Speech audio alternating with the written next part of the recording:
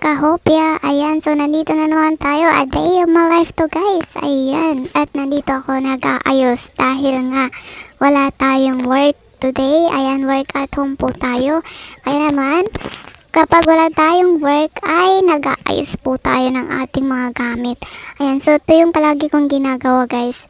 Yung kahit na palagi akong pagkatapos ko kasing mag-work ay natutulog na ako agad at minsan di ko na alam kung ano ng oras. Ayan, dahil 4 p.m. yung gising ko kasi natutulog ako sa umaga. Sa gabi yung trabaho natin guys, kaya naman palagi tayong sa umaga natutulog. Ayan, at ngayon dahil wala tayong work, ayan, nag-ayos na tayo ng ating gamit dahil palaging dumadaan yung pusa dito kapag pumupunta sa taas. Oh my goodness. Ayan, kaya naman ayusin ko na siya dahil napakadami ng alikabok dyan. Ayan. At hindi pa nga natatapos itong aming gawang bahay dahil kulang sa budget, kaya mag-work muna tayo. Ayan. Guys, napaka tagal talagang mag-ipon pag nandito ka sa Pinas. Kaya nag-iipon talaga ako ngayon. Mahigpit na pag-iipon to guys.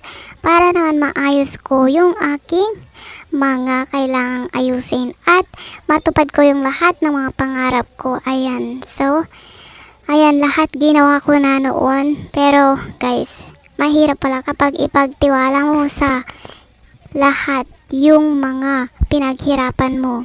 Lalo sa pamilya mo. Dahil minsan hindi nila na-appreciate yung mga pinaghirapan mo, yung mga sakripisyo mo. Yan ang mahirap kapag ikaw ay may pamilya na hindi ka na-appreciate. At yun ang masakit.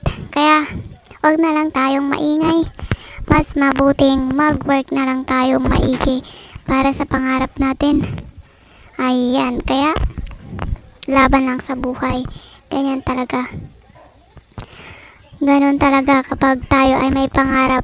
Basta wag lang susuko sa buhay. Kailangan matatag at kumayod ng kumayod. At dapat marunong tayong mag-ipon at maghawak ng pera natin para naman hindi tayo kawawa sa huli. Lalo kung tayo ay masyadong mapagbigay.